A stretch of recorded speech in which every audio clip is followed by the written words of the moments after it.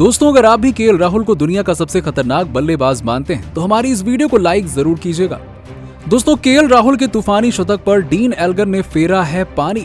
भारतीय गेंदबाजों की जमकर कुटाई करते हुए अफ्रीका ने तो अपनी वापसी से टीम इंडिया को मुसीबत के दलदल में फंसा दिया। तो आखिर टीम इंडिया और अफ्रीका के बीच में खेले जा रहे पहले टेस्ट के दूसरे दिन ऐसा क्या हुआ कि करोड़ों क्रिकेट प्रेमियों की आंखें फटी की फटी रह गई। आखिर कैसे राहुल के बल्ले की आंधी के बाद अफ्रीकी बल्लेबाजों ने भारतीय गेंदबाजों के उड़ाए हैं होश। गेंद और बल्ले के बीच हुए जबरदस्त घमासान की पूरी हाईलाइट तो हम आपको बताएंगे ही, लेकिन उससे पहले आप सभी को क्या लगता है कि राहुल, एल्गर और कोहली में कौन है सबसे बेहतरीन बल्लेबाज? हमें कमेंट सेक्शन में कमेंट करके जरूर बताइएगा। दोस्तों, भारत और दक्षिण अफ्रीका के पहले टेस्ट मैच में टीम इंडिया ने पहले दिन 8 विकेट के नुकसान पर 59.3 ओवर में 208 रन बना लिए थे। मैदान पर केएल राहुल 105 गेंद खेलकर 10 चौके और 2 गगनचुंबी छक्कों की मदद से 70 रन बनाकर खेल रहे थे। वहीं उनका साथ मोहम्मद सिराज 10 गेंद खेलकर बिना खाता खोले मैदान पर टिके हुए थे। दूसरे दिन का खेल शुरू हुआ तब एक बार फिर से मोहम्मद सिराज और केएल राहुल मैदान पर उतरे। मोहम्मद सिराज आज के दिन बहुत ही आक्रामक अंदाज में नजर आ रहे थे। उन्होंने अपना खाता भी 2 रन दौड़कर खोल लिया। भारतीय टीम के स्कोर को मोहम्मद सिराज भी धीरे धीरे आगे बढ़ाने की पूरी कोशिश कर रहे थे। अफ्रीकी गेंदबाज भी शानदार फॉर्म में नजर आ रहे थे और रबाडा से लेकर कोइटजे हर गेंदबाज खतरनाक गेंदबाजी कर रहा था। वहीं मोहम्मद सिराज भी आक्रामक अंदाज में नजर आ रहे थे। भारतीय टीम के स्कोर को तेजी से आगे बढ़ा रहे थे। राहुल कभी भला रुकने का नाम ही नहीं ले रहे थे। दूसरे दिन भी इनकी बल्लेबाजी का बोलबाला नजर आया। मोहम्मद सिराज और राहुल ने मिलकर 26 रनों की पार्टनरशिप भी बना ली थी। दोनों बल्लेबाज अफ्रीकी गेंदबाजों का डटकर सामना कर रहे थे। वहीं दोनों बल्लेबाजों को जीवनदान भी मिल चुका था। अफ्रीकी गेंदबाज भारतीय बल्लेबाजों पर अटैक करने का कोई कसर नहीं छोड़ रहे थे। दूसरे दिन राहुल का बल्ला मैदान पर जमकर दहाड़ रहा था। वो धीरे धीरे अपने शतक की तरफ बढ़ रहे थे। अफ्रीकी गेंदबाजों की ताबड़तोड़ धुनाई कर रहे थे और अफ्रीकी गेंदबाज केएल राहुल का विकेट लेने के लिए जी जान लगा रहे थे, लेकिन राहुल डटकर सामना कर रहे थे। केएल राहुल अकेले अपने दम पर दूसरे दिन भी अफ्रीकी गेंदबाजों की धज्जियां उड़ा रहे थे। मोहम्मद सिराज के साथ मिलकर राहुल एक अच्छे पार्टनरशिप की तरफ बढ़ रहे थे और टीम इंडिया के स्कोर को धीरे धीरे आगे बढ़ा रहे थे। दूसरे दिन का पहला सेशन टीम इंडिया के नाम नजर आ रहा था। सेंचुरियन का मैदान केएल राहुल को बेहद पसंद है। यहाँ पर उनका बल्ला जमकर चल रहा था। और वहीं आपको बता दें कि इसी अंदाज में मैच में खेलते हुए आपको बता दें कि टीम के लिए 65वें ओवर में जब फेंकने आए रबाडा, तो अंतिम गेंद पर केएल राहुल ने एक ऐसा शानदार छक्का जड़ा जिसे देखकर ड्रेसिंग रूम में बैठे विराट कोहली भी उस छक्के पर बेहद खुश हुए और तालियां बजाने लगे। और देखते ही देखते केएल राहुल अपने शतक के बेहद करीब पहुंच गए। लेकिन टीम इंडिया के लिए 66वां ओवर फेंकने आए कोइटजे ने मोहम्मद सिराज को पवेलियन का रास्ता दिखा दिया और मोहम्मद सिराज 5 रन बनाकर पवेलियन लौट गए। अब वहीं दोस्तों आपको बता दें कि केएल राहुल के साथ 47 रनों की पार्टनरशिप यहां पे टूट गई, जिसे देखकर हर कोई हैरान रह गया। टीम इंडिया का 9वां विकेट 238 रनों पर गिर गया और अब मैदान पर बल्लेबाजी करने के लिए प्रसिद्ध कृष्णा आ गए। वहीं पर केएल राहुल 95 रनों पर बल्लेबाजी कर रहे थे। राहुल को अभी भी शतक बनाने के लिए 5 रनों की जरूरत थी। उन्हें ज्यादा से ज्यादा खेलने की जरूरत थी, वरना प्रसिद्ध कृष्णा का विकेट गिरने के बाद राहुल का शतक भी मुश्किल में पड़ जाएगा। प्रसिद्ध कृष्णा ने चतुराई दिखाकर 1/22 रन दौड़ लिया और स्ट्राइक राहुल के हाथों में दे दी। स्टेडियम में बैठे भारतीय दर्शक और भारतीय खेमा हर कोई राहुल के शतक का इंतजार कर रहा था और राहुल ने कोइटजे की अंतिम गेंद पर मिड विकेट के ऊपर से खतरनाक छक्का जड़कर अपना तूफानी शतक जड़ दिया। इसके बाद तो भारतीय खेमा खड़े होकर केएल राहुल के लिए तालियां बजाने लगा। राहुल बेहद आक्रामक अंदाज में बल्लेबाजी कर रहे थे और टीम इंडिया के स्कोर को तेजी से आगे बढ़ा रहे थे। लेकिन टीम के लिए 68वां ओवर फेंकने आए बर्गर ने अपने ओवर की चौथी गेंद पर केएल राहुल को क्लीन बोल्ड करके पवेलियन का रास्ता दिखा दिया। राहुल 101 रन बनाकर टीम इंडिया के लिए पवेलियन लौट गए और भारत की पूरी टीम 245 रनों के स्कोर पर ऑल आउट हो गई। इस लक्ष्य का पीछा करने उतरी अफ्रीका की टीम का हौसला पूरी तरह से बुलंद नजर आ रहा था। टीम के लिए ओपनिंग की शुरुआत करने मैदान पर ईडन मार्करम मैदान पर आए और उनका साथ देने के लिए ईडन एल्गर उतरे। वहीं भारत की तरफ से पहला ओवर फेंकने आए जसप्रीत बुमराह, जो कि बेहद आक्रामक अंदाज में नजर आ रहे थे। उनकी गेंदबाजी देखकर अफ्रीकी ओपनर पूरी तरह से हैरान थे। किसी भी बल्लेबाज को उनकी गेंद समझ नहीं आ रही थी।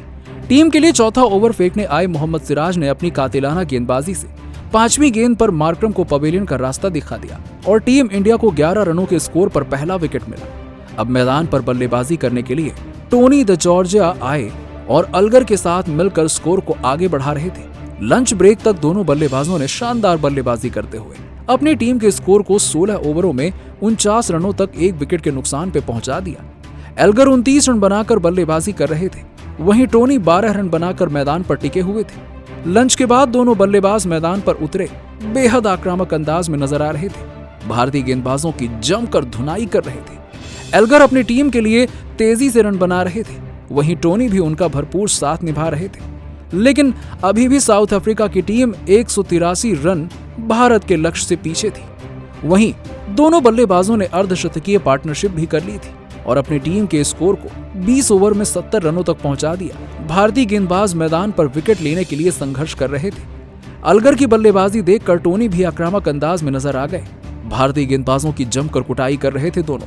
वहीं एल्गर अपने अर्धशतक की तरफ बढ़ रहे थे और देखते ही देखते शार्दुल ठाकुर की गेंद पर एक खतरनाक सिंगल लेकर अपना अर्धशतक पूरा कर लिया। इन दोनों बल्लेबाजों ने भारतीय गेंदबाजों की ऐसी धुनाई की कि लंच ब्रेक के बाद 5 ओवर में ही 31 रन ठोक दिए। दोनों बल्लेबाज अपनी टीम के स्कोर को 25 ओवर में 95 रनों तक पहुंचा दिया। लेकिन भारतीय गेंदबाजों ने शानदार वापसी करते हुए अफ्रीका के एक बल्लेबाज को पवेलियन का रास्ता दिखाकर दूसरे सेशन में शानदार वापसी की। दोस्तों, अफ्रीका की धरती पर राहुल की घातक बल्लेबाजी और उनके तूफानी शतक के आगे नतमस्तक हुए अफ्रीकी गेंदबाज। फिर भारतीय गेंदबाजों ने अपनी कातिलाना गेंदबाजी से अफ्रीकी बल्लेबाजों को दिखाए दिन में तारे। पहली ही पारी में टीम इंडिया ने रच दिया इतिहास। तो आखिर कैसे भारतीय खिलाड़ियों ने उन्हें की धरती पर गेंद और बल्ले से तबाही मचाकर हर किसी को किया हैरान। कैसे राहुल ने अफ्रीकी गेंदबाजों की ताबड़तोड़ धुनाई करते हुए ठोक दिया तूफानी शतक, और ऐसा करने वाले वो बन गए पहले भारतीय बल्लेबाज। गेंद और बल्ले के बीच हुए जबरदस्त घमासान। पहले के बाद दूसरे दिन के सेशन की पूरी हाईलाइट हम आपको जरूर दिखाएंगे, लेकिन उससे पहले आपको क्या लगता है, राहुल और विराट कोहली में कौन सबसे खतरनाक बल्लेबाज है? कमेंट में जरूर बताइए। दोस्तों, भारत और दक्षिण अफ्रीका पहले टेस्ट मैच में टीम इंडिया ने पहले दिन 8 विकेट के नुकसान पर 59.3 ओवर में 208 रन बना लिए थे। मैदान पर केएल राहुल 105 गेंदें खेलकर 10 शानदार चौके और 2 गगनचुंबी छक्के की मदद से 70 रन बनाकर खेल रहे थे। वहीं उनका साथ मोहम्मद सिराज 10 गेंदें खेलकर बिना खाता खोले मैदान पर टिके हुए थे। दूसरे दिन का खेल शुरू हुआ तब एक बार फिर मोहम्मद सिराज और केएल राहुल मैदान पर उतरे। मोहम्मद सिराज आज के दिन बहुत आक्रामक अंदाज में नजर आ रहे थे। उन्होंने अपना खाता भी 2 रन दौड़कर खोल दिया। भारतीय टीम के स्कोर को मोहम्मद सिराज भी धीरे धीरे आगे बढ़ाने की पूरी कोशिश कर रहे थे। अफ्रीकी गेंदबाज भी शानदार फॉर्म में नजर आ रहे थे। रबाडा से लेकर कोएट्रे हर गेंदबाज खतरनाक गेंदबाजी कर रहा था। वहीं मोहम्मद सिराज भी आक्रामक अंदाज में नजर आ रहे थे। भारतीय टीम के स्कोर को वो तेजी से आगे बढ़ा रहे थे। राहुल का भी बल्ला रुकने का नाम नहीं ले रहा था। दूसरे दिन भी इनका बोलबाला नजर आया। मोहम्मद सिराज और राहुल ने मिलकर 26 रनों के पार्टनरशिप भी बना लिए थे। दोनों बल्लेबाज अफ्रीकी गेंदबाजों का डटकर सामना कर रहे थे। वहीं दोनों बल्लेबाजों को जीवन दान भी मिल चुका था। अफ्रीकी गेंदबाज भारतीय बल्लेबाजों पर अटैक करने का कोई असर नहीं छोड़ रहे थे। दूसरे दिन का राहुल का बल्ला मैदान में जमकर दहाड़ रहा था। वो धीरे धीरे अपने शतक की तरफ बढ़ रहे थे। अफ्रीकी गेंदबाजों की वो ताबड़तोड़ धुनाई कर रहे थे। अफ्रीकी गेंदबाज केएल राहुल का विकेट लेने के लिए वो जी जान लगा चुके थे, लेकिन राहुल डटकर सामना कर रहे थे। केएल राहुल अकेले दम पर पूरे दूसरे दिन भी अफ्रीकी गेंदबाजों की धज्जियां उड़ाने पर तुले हुए। मोहम्मद सिराज के साथ मिलकर राहुल एक अच्छे पार्टनरशिप की तरफ बढ़ चुके थे और टीम इंडिया के स्कोर को धीरे धीरे आगे बढ़ा रहे थे। दूसरे दिन का पहला सेशन टीम इंडिया के नाम नजर आ रहा था। सेंचुरियन का मैदान केएल राहुल को बेहद पसंद है। यहाँ पर इनका बल्ला जमकर